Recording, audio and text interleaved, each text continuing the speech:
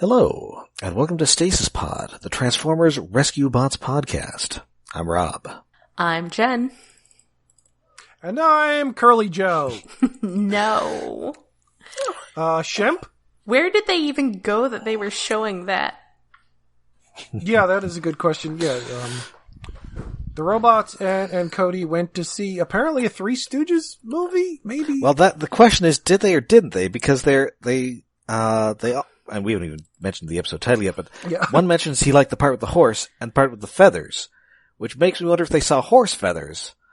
The Marx Brothers movie. Oh, yeah, I think they do also make a Laurel and Hardy reference, maybe? You know, I would... Maybe in a marathon? Okay, so I live in the far edge of the DC metro area, and we have a theater out here that is actually a branch of the Library of Congress.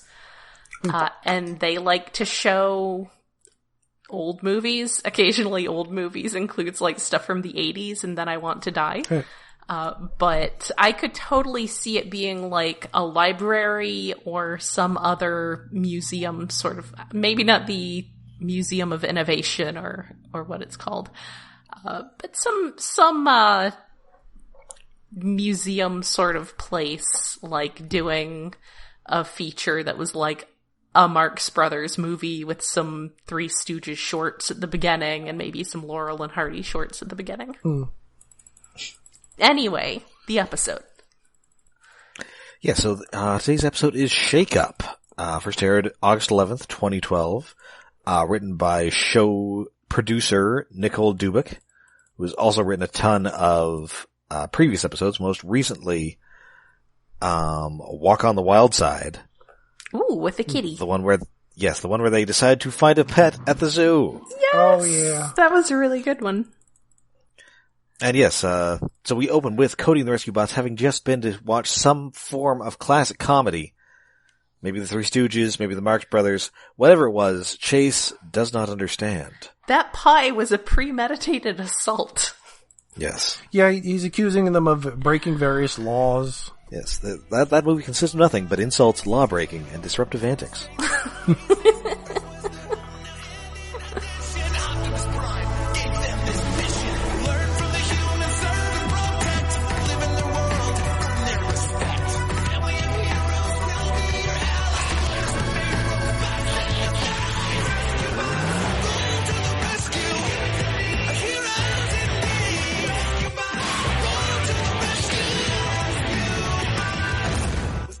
Yeah, that seems like something that a library might show. Mm-hmm. And so, Heatwave says, listen, we're here to study humans, and that means their Earth humor. And Chase is all right, well, all fine, I will study Earth humor, but why the road-crossing habits of poultry provoke involuntary laughter, I will never comprehend. I love Chase so much in this episode. Oh! Okay, digression that is... Okay, it's not entirely related to chickens. On the drive today, I saw a groundhog, a cat, and the largest turkey I've seen in quite a while crossing my road, because I live on a dirt road. Ooh. Turkey. And presumably it was a male, because around this time of year there should have been a bunch of chicks around him, if it was a female. It was big. I went to Shenandoah National Park and I made friends with a raven because I am none more goth.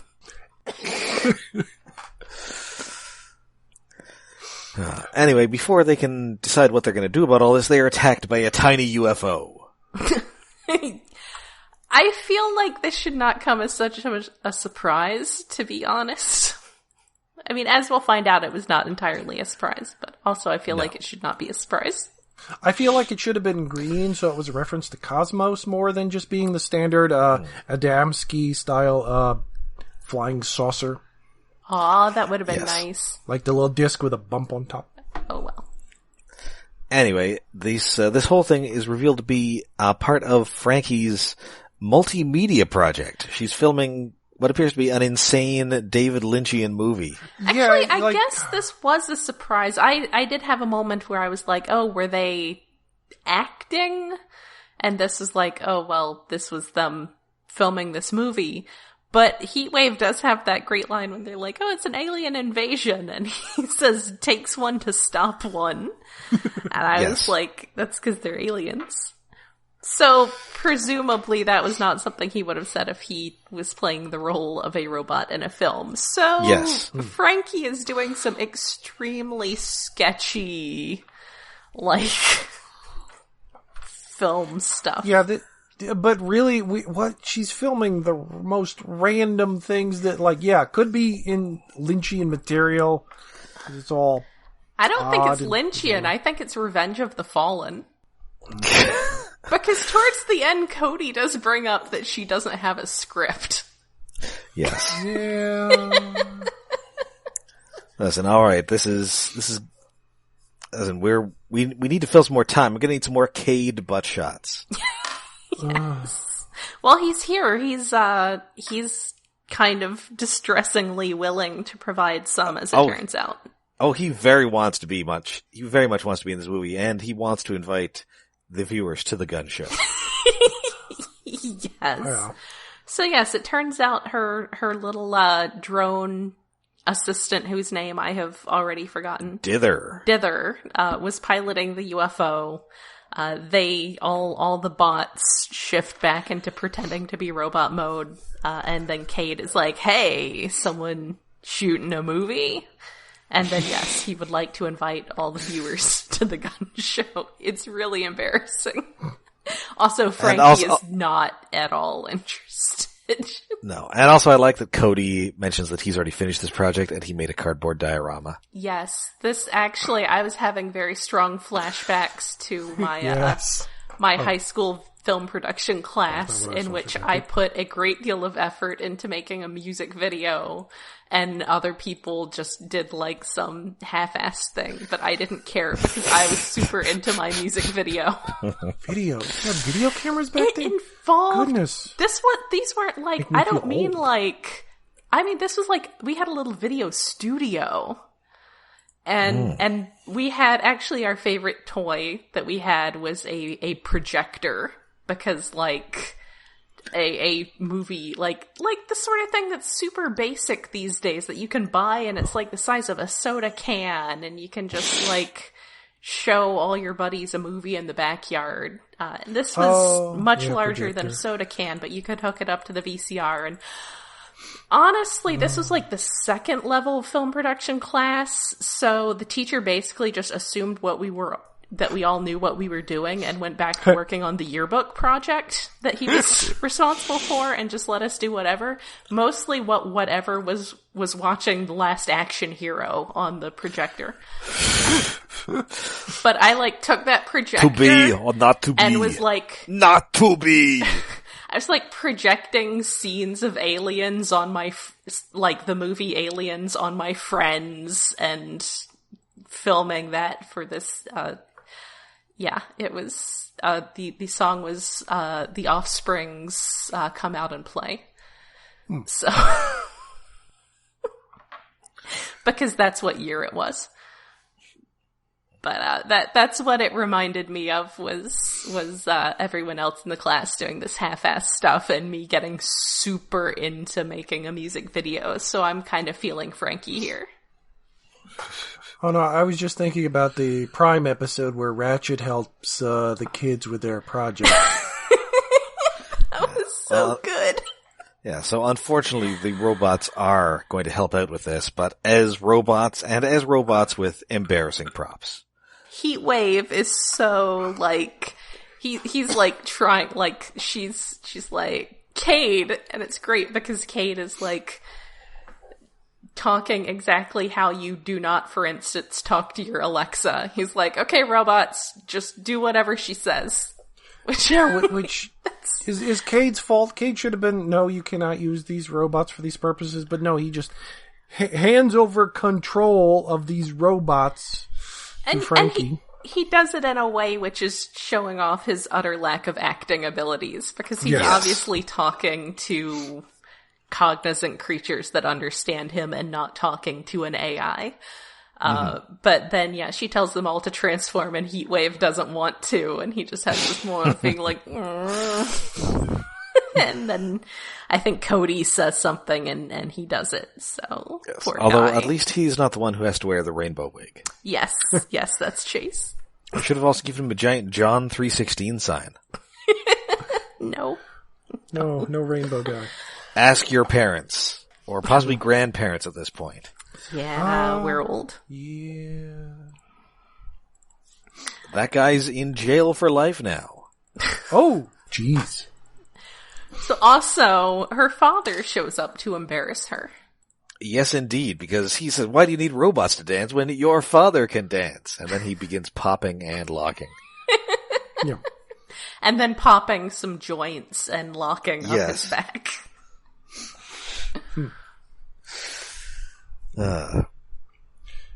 So anyway, she is briefly out of the picture long enough for Chase to attempt a joke, which in his case just means saying that's what she said. Yeah, that's his running gag for this episode, and this was a bad start because he says that is what she said, and I was immediately panicked that oh no, your mom joke is coming. Thankfully, it never did because there are no mothers in the show. It's true. Yeah, there's a striking lack of mothers in this show, which is good because then it saves us from Chase making a your mom joke. Yes. My mom's dead, Chase. Womp womp. She is not around the house. She's under it. We buried her. Oh. Anyway. Because this is Griffin Rock, totally unrelated peril now strikes. Yeah. Dun dun. It is an earthquake, even though, as the chief says, there is no way there is an earthquake happening in Maine. Really? We've had so many warning signs in this series that earthquakes are a thing that could happen because of the volcano. You know, I feel like was the volcano like the second episode? Yes, it was. Oh, it was the second. I feel like that set up so much for how we view this setting. Because I also was like, oh, so now they just made some earthquake machine for a World's Fair and just left it. I mean, Dad, in case you haven't noticed, lobsters also don't fly, and yet... Yeah, the series did set the tone really early of mad science and things. Yeah. And earthquakes. And they're not just mad science, but really poorly thought out mad science. Yeah, like Cobra mad science. Yes. Like ill-considered mad science. Like, why would you even do that? Weather-dominating mad science. Why would you make that thing? Why would you make the thing in this episode either? But we'll get there. Yes, as we will find out, is the problem here. Yes. Anyway, during this earthquake, there's a bit where Cody is out bicycling an earthquake. Yeah. And then also a piece of debris forms a very convenient ramp. Well, as you do. It's like something out of Rad. I thought this might end up as one of those, oh, actually, this is them making this movie cuts. But no, it's real. Yeah. This is the real episode. So yeah, there's earthquakes, there's now a gas leak. Blades is concerned because even though he's in the sky, is there such a thing as a skyquake? And, bad news. And yes, there is. Well, not anymore, because they killed him. And then they made him a zombie and sent him to another dimension. Yes, but he is named after an actual thing. There are skyquakes. Yes. Well, Blades does not want to be anywhere near one. He's a good boy, and he doesn't have to deal with that. But yeah, they're also having problems that, it's harder to rescue people while Frankie is filming everything. Although I have to question the rate of that. There are holographic projectors, as we know, all over town. There have to be cameras all over town, too. Well, yes, but the Burns family controls those cameras. As we've seen in previous episodes, they are the police state. watching over everything. They have a camera trained on, like, the lake that Dad was supposed to go to last episode that he didn't go to. Listen, Burns' brother is watching. And Frankie is starting to get a little suspicious. So also, like, I mean, I guess I can see how anything that they do, any behavior that they do that's questionable can be hand-waved away later if it's in a situation where everybody's panicking.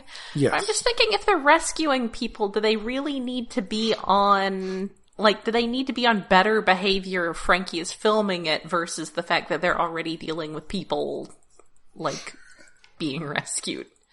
I guess the people are usually too busy being rescued. Yeah, that's what I was thinking. A degree of thinking. panic, so being able to rewatch the evidence is a thing. But still, like, there are cameras other places.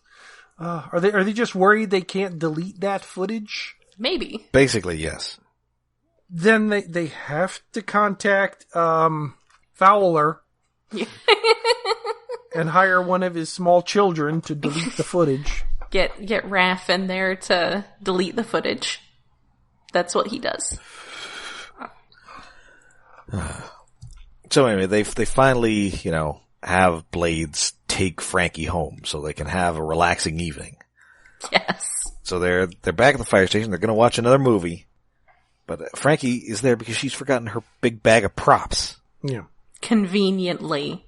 It's not actually implied that this was a intentional thing. Yes. I'm just implying it here. And also, Chase is attempting to tell jokes again. Two peanuts were walking down the street. One had high sodium content. Yeah. And then he does a rim shot on Boulder's back. Yeah, which, that was Boulder good. does not appreciate And it. laughs unsettlingly. Yeah. His laugh is very unsettling. I love him.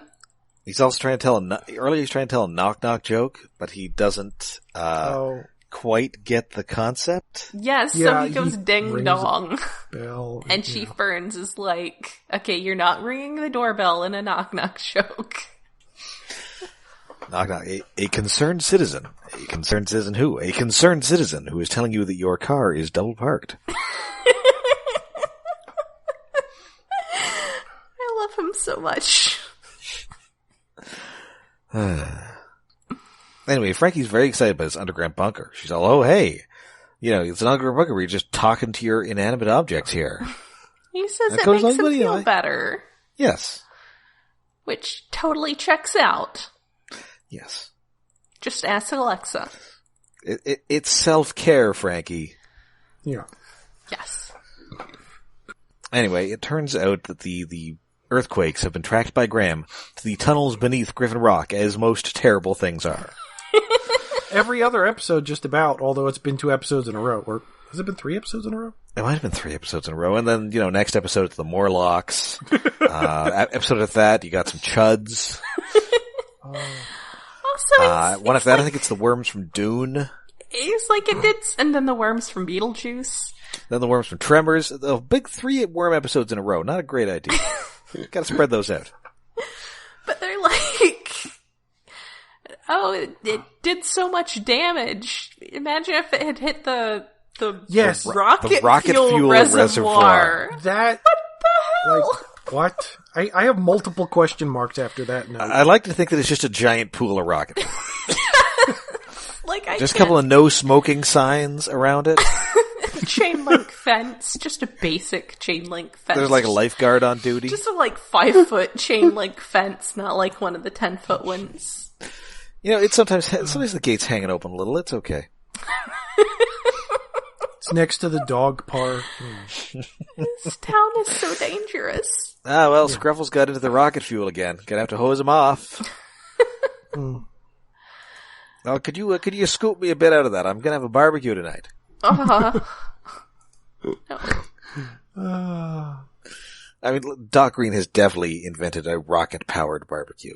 Yeah, I think that's safe to say. Maybe that's how Mrs. Green died. Oof. No, now I want to see a rocket fuel, just trying to cook over a rocket engine and just watching hamburgers fly into the sky. Yeah, it's just like sort of one of those half sphere barbecues, except it's just an upside down rocket ship. Yeah. Yes. Anyway, so they go into the tunnel, and Frankie, of course, is very sneaky and follows them. Yes. After the deployment of baked goods.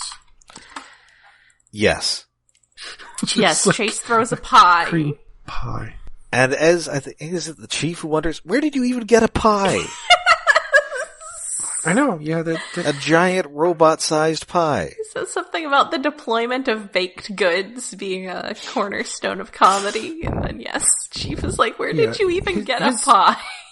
Waka waka, Chief. They managed to do some really good jokes by the telling of bad jokes badly. But like that, where'd you get the pie line? Such a valid question. That may be one of the first times, like, the funniest line in the episode wasn't said by Blades. So they eventually get to a dead end, and they find a familiar logo on it. This must be Chester A. Arthur's secret presidential bunker. Dun dun dun!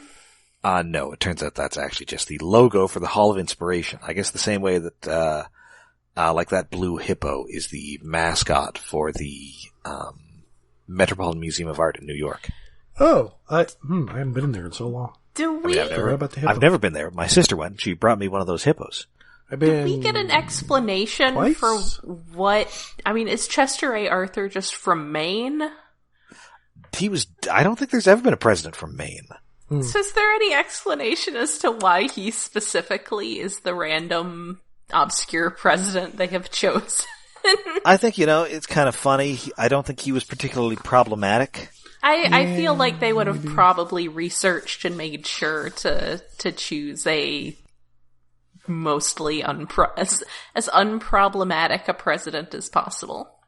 I mean, I think he was a reasonably good president because he was Garfield's vice president, and like he was originally like sort of like a very sort of insidery pork barrel kind of politician, and he was only put on part of the machine. Right, and in fact, I think he was really like the customs agent for the Port of New York, which was like a very bribe heavy position. Yes. But because Garfield was a big reformer, they needed a guy to like balance the ticket. Right. But then once Garfield was shot by noted maniac Charles Guiteau, and then died due to 19th century medical care. As you do when you have 19th century medical care. Like Chester A. Arthur totally took up Garfield's reforms. And so became, like, he was a very popular president. As journalist Alexander McClure wrote, no man ever entered the presidency so profoundly and widely distrusted as Chester A. Arthur, and no one ever retired more generally respected by political friend and foe alike. Mm-hmm. Yeah. And no, he was from Vermont. Oh, yeah, well, I guess that's as close as you're getting. That might be as close. Adjacent. Anyway, so it turns out this is the storage room for the Hall of extra Inspiration. Yeah. Yes, and sometimes the best left forgotten stuff. Yeah, this is yet another room filled by top men. Yes. It's like the stack overflow room. It's like, how many of these caches of just mad scientists are there on the island? We haven't even seen one because there's a whole island where they put the really dangerous stuff. Also, at this point, my notes are just why in all caps, and then why is it plugged in also in all caps. Right, because there is, I'm trying to remember, there's a solar-powered flashlight. Oh, right there. Which is funny, because that's like a normal thing now that exists, and is not as huge. And there is also an alarm clock that I think just electrocutes you. Yeah, they didn't say what that's supposed to be for, other than I assume it's supposed to, like, shock you awake. Shocking Cade was funny. I guess maybe, Shocking Cade is always funny. I guess the joke with the solar-powered flashlight is if you have the sun, you don't need the flashlight, but that's what batteries are for. Yes. It charges. Those are a thing that exists. But also it's the size of, like, a mini fridge. It is at least like briefcase large. sized. Maybe mini fridge sized, yeah. And then they find what is indeed the source of these earthquakes, a giant subwoofer. Like, at least 10 feet high. It's a giant subwoofer. It's bigger than any of the robots. Oh no, the dubstep. The dubstep has destroyed them all. We gotta get out of here. The beat's about to drop. Basically, yes. The ceruleans are here. No. As it starts to turn on while they're there. No. Yes. So yes. And there's no way to turn it off. Yeah, apparently it doesn't need to be plugged in. It's just powered. Now, something like that would have to actually have a great deal of power. So the fact that it's running without any kind of, like, electrical input is extremely worrying. Oh, it's actually nuclear powered. Don't worry about it. Uh-oh. Well, yeah, that makes sense. Maybe it could produce energy through the resonance of the sound waves, like it repowers itself. Possibly. And meanwhile, Frankie is lost. Yeah, apparently there were some, like, turns in this tunnel, and she is lost. Yes, and also she's now caught in a cave-in. Also not great, because, the thing's going oonce, oonce, oonce. The ooncing has begun. Why would anyone build this thing? So Heatwave heads to save her, and, he's trying hard to do this while also staying in character. And, Frankie sort of has a heart-to-heart with him while he's just playing robot, and it's actually quite touching. Yeah, this was another one, like I was saying last episode, about how it felt like the format, the medium was not up to the emotional impact of the writing, because it was... Yeah, I will say, this is a well-written episode. I enjoyed this one. There's a lot of good feelings here. There's a lot of feels. Yeah, and also some good gags. It's a good mix. Like, the chase stuff is very funny. Good, bad jokes and heartfelt emotion and dancing around the how much does Frankie know thing rather well. Yes. Yes, and so Boulder is once again trying to use his sonar gimmick, but unfortunately that is causing more cave-ins. Oops. So Heatwave is, first he's like, Boulder, cease, sonar, probing, bleep, bloop. Might as well just go, Boulder, friggin' quit it out! Boulder, stop! Do not do this thing. And it is not entirely clear whether Frankie was conscious when this happened. Yeah, but she does get knocked unconscious at some point. It's like, oh no, not head trauma for small children, please no. I think it might not be the head trauma, I think it might be the rock dust, which is also probably not good for her. And just, like... Gonna have lungs like shock. a coal miner. Shock is definitely a thing to worry about. Yeah. Because I think her ankle's messed up here. Yeah. Oh, yeah. The implication is definitely that her lower leg gets a little messed up here. I mean, there's no blood, because, again, this is rescue bots. Mm-hmm. So yeah, they're outside, the speaker starts playing again, and they track it back to the Hall of Inspiration, and it is hooked up to a giant jukebox, that is being used to help Doc Green practice his sick moves. Doc, no, I get, like, this isn't as perilous as the last episode, but it's still, like, the implication of the actions of Doc Green are causing massive, like, threat to life of his own daughter. It's like, that's a little bit much. I mean, I guess we know whose fault this was. Yes. I guess because he's in the Hall of Tech Best, or the Warehouse of Tech Best Left Forgotten with this jukebox, because he's like, I don't know why they would put a jukebox back here.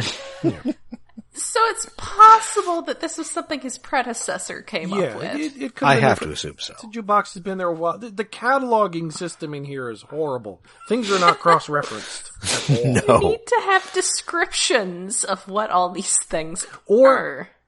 Or the jukebox and this, like, giant speaker somehow have connected to Wi-Fi that wasn't intended? Probably before Wi-Fi existed? It's very weird. It makes you understand why Batman hates rock music. I feel like the point was that someone at some point, possibly at a time when jukeboxes would have been appropriate, decided to invent a speaker so that, like, the island would just sort of harmlessly sway to the music, but it was too powerful and it had to be locked away. So, I don't know, just some of this stuff you really just gotta take an axe to it. Yeah. Some of these things, just locking it away. There was no, like, someday this will be useful. One day, the beats will need to drop, and they will need to be sick. Yes. Anyway, so everybody is fine now. Frankie, her leg's a little messed up, but she is going to show everybody her completed video. Which is not actually a movie at all, which I guess would explain why it didn't have a script. It is a music video set to a song sung by Frankie, Yes. and more specifically her voice actress, Diamond White, who I guess was on that show The X Factor. Oh, was she? So she can sing. Yes. She is established as a person who sings. Yes, although certainly Cody does not know that she can sing. Yes. Yeah. And she's all, well, hey, I guess everybody needs a secret. Wink, robots. Yeah, I will clarify that I did not sing my own cover of that Offspring song for my music video production. I was just worried that, like, oh no, this is turning into a musical. Thankfully, it's the end of the episode, and I don't have to sit through an entire musical episode. And yeah, we get a bunch of random clips of stuff and robots, and there is a brief clip of Mr. Pettypaws as Keyboard Cat. Yes!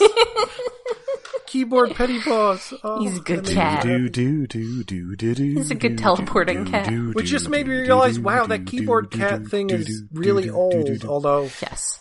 I think I did see, was it a while ago, like the Keyboard Cat is like 10 years old or something? Well, I mean, The video. Not the cat itself, the cat is since passed on. yeah, I think that video was filmed in apparently 1984, so Keyboard Cat is older than I am. Yes, Keyboard pretty Cat, bad. the video became popular way after the time of the cat. Yes. It's one of those things you find, and it's like, this is amazing. I'm uploading it to YouTube. Like the Headmaster stubs. It's about living in a world of tech or something. She's a pretty good singer. Yeah, it was a pretty catchy song. Yes, and luckily the video contains no incriminating information, but she does thank Heatwave by name. Yes. Though, and at one point earlier in the episode, they did refer to him as, like, fire response robots. Right. Yeah, Cade calls him that. Mm-hmm. So yeah, that's definitely like, dun dun dun. Yeah. Although, like, come on, it's not that big a deal, guys. Come on, she's fine. Look at all the stuff she already has to deal Really, with. no. Yeah. You let Cade know. Yeah, and he's a moron. And so that is it for the episode. I really like this one. It's silly. There is enough peril and genuine emotion in it. Yeah. It's like it's not as much risking the life of someone as the last episode. It was a bit much. This was a really good episode. Yeah. It's a little bit of peril, not quite as much peril. No, I mean, A little peril as a This treat. is a good amount of peril. This is an acceptable amount of peril. Definitely a sizable amount of technology that no one should have ever come up with.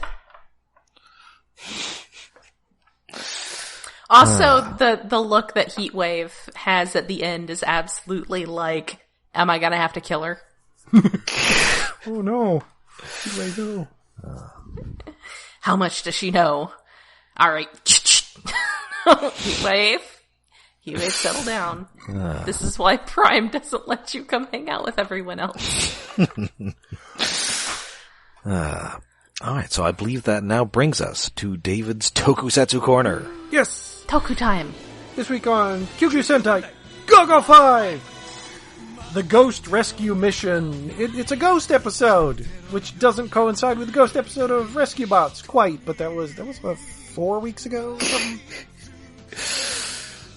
But yeah, it's ghost. It starts with a cliche I've seen in a bunch of other things, like going through a tunnel in a cab, and like the cab driver's telling you a ghost story, and then you run into an actual ghost.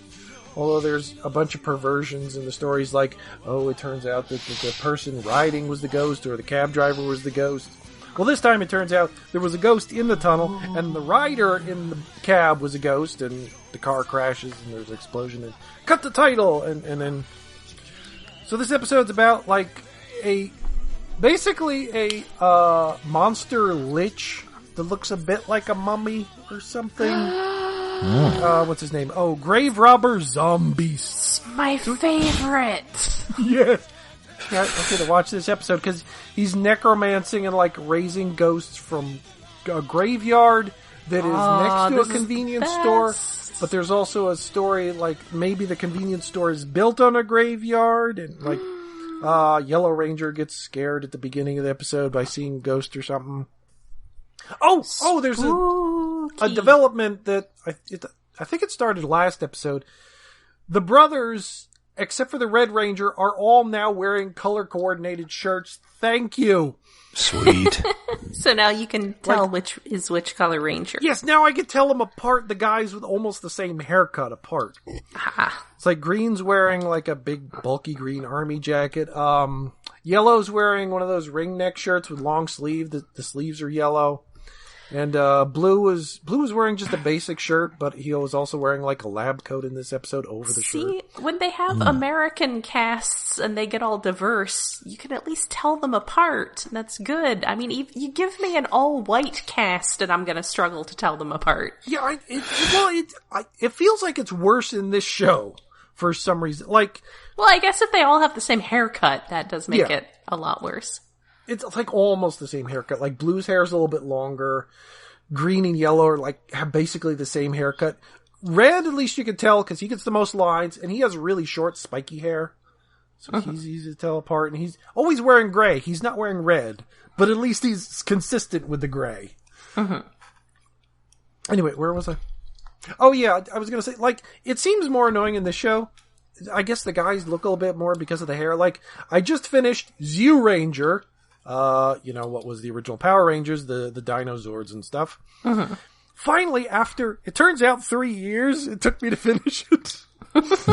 Like, I ordered it, I think when Shout Factory got, Jetman. I think I got those two at the same time. Because Jetman was the series that came before, so it was like, oh, they're finally going back and doing previous shows, so I'll get Jetman and the previous one. And basic, Power Rangers. Like, yay! But, like, I got tired like 30 episodes in of all the little children plots, and I just stopped watching. Children are tiresome. And I didn't realize it had been 3 years until I checked back. Like I did with some Ultraman series, I've drawn like little versions of the monsters of each episode, which I have to get back to and finish some other ones.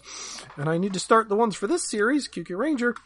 But like the drawing of the first batch of monsters from Zoo Ranger I drew in 2017 is like, ooh, I should probably finish that. So I did, and like there were still a bunch of annoying children episodes, but in the end it was a pretty good series. It just the middle has too many kid-friendly episodes. Anyway, what was I talking about? Oh yes.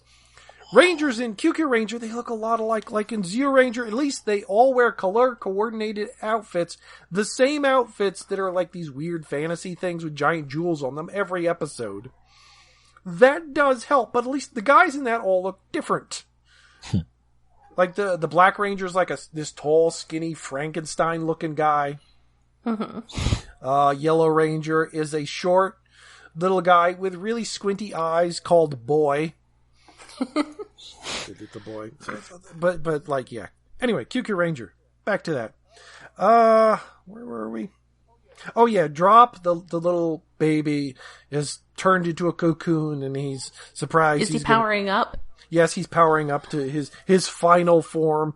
Wait, no, actually it isn't his final form. His powered up form. It'll be his imperfect form. My cat is making sounds and I apologize if I pick them up, but also I do not apologize.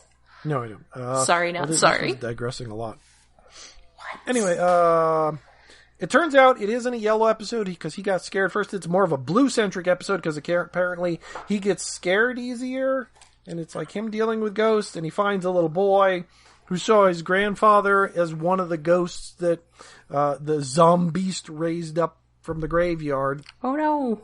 And the grandfather looks suspiciously a lot like Tezuka Osamu, aka the grandfather of anime.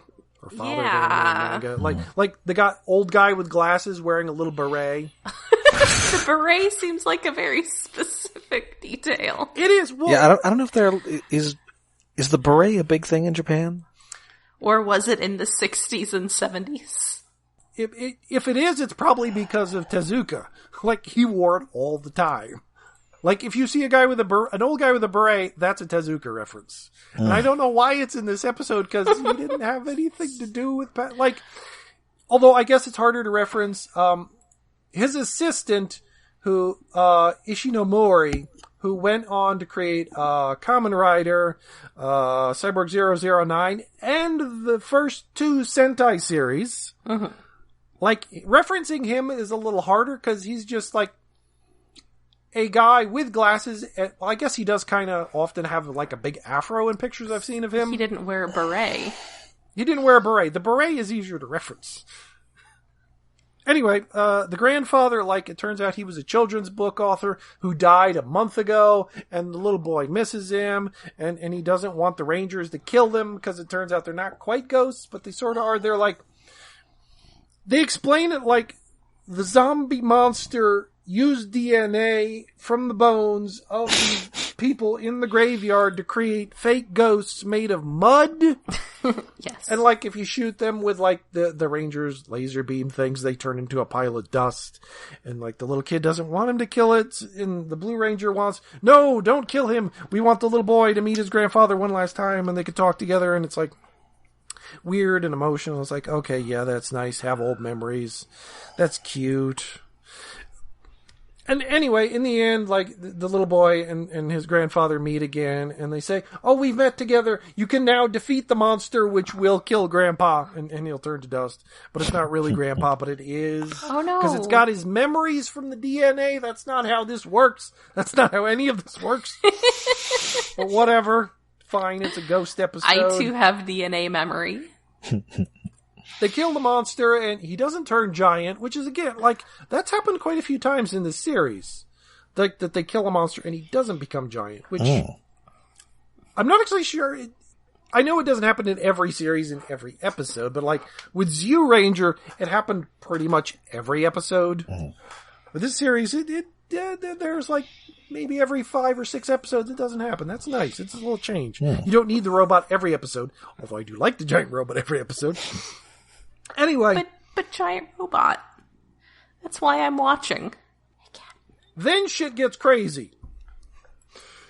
Because after, like, the grandfather disappears, and the Rangers and all happy, the little boy strikes a pose and floats up into the sky, releasing sparkles, and flies into the clouds. Oh, little boy was also a ghost. Yes, cut to the grave of the little boy who died 6 months ago. Spooky. He died before, I don't, what? Oh, that's Why? the best kind of ghost story. It makes no sense. Because, like, the little boy wanted to reunite with his grandfather, who died 5 months after him. Wait, is there a waiting period to go up to heaven? What? Maybe. What? In Japan. What? I don't know. I don't know. I feel like I'm missing something. They're in that waiting room from Beetlejuice. Yes. Maybe it's spooky. I don't know if it's like some Dun, traditional dun, dun. thing that, like, it takes a while for ghosts to move on or something that I'm missing. But, like, I'm not your coach. He survived. like, the beginning of the episode starts out with a ghost story cliche and then ends with a crazier cliche. Is just like, what? Although it is kind of neat that, like, the grandfather was writing a story, a final, like, little children's book story for his grandson, and then the final page is filled in of the little angel boy meeting his grandfather in heaven. Okay, Sean, it's cute, but why is the little boy a ghost too? It's just so weird, because it just means every character they met in this episode was dead. It's weird. I love it. It is a pretty good episode. It's just like that ending, like, what?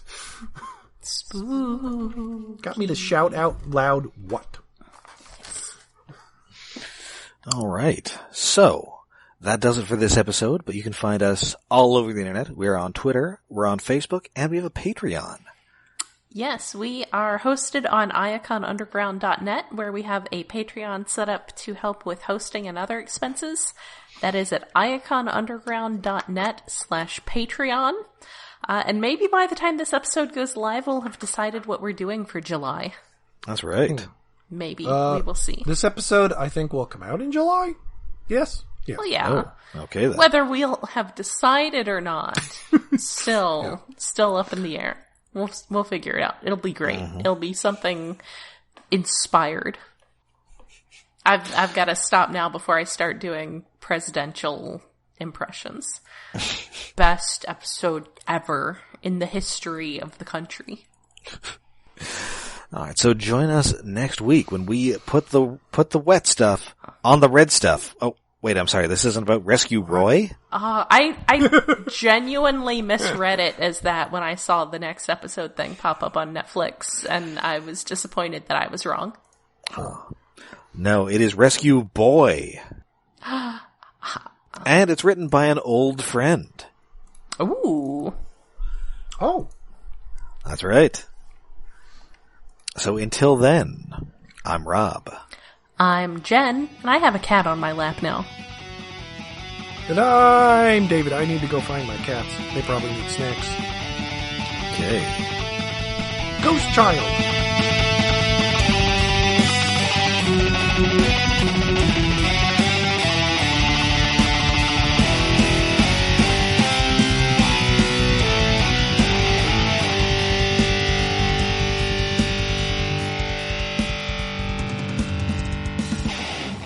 What do you want from me? What is this?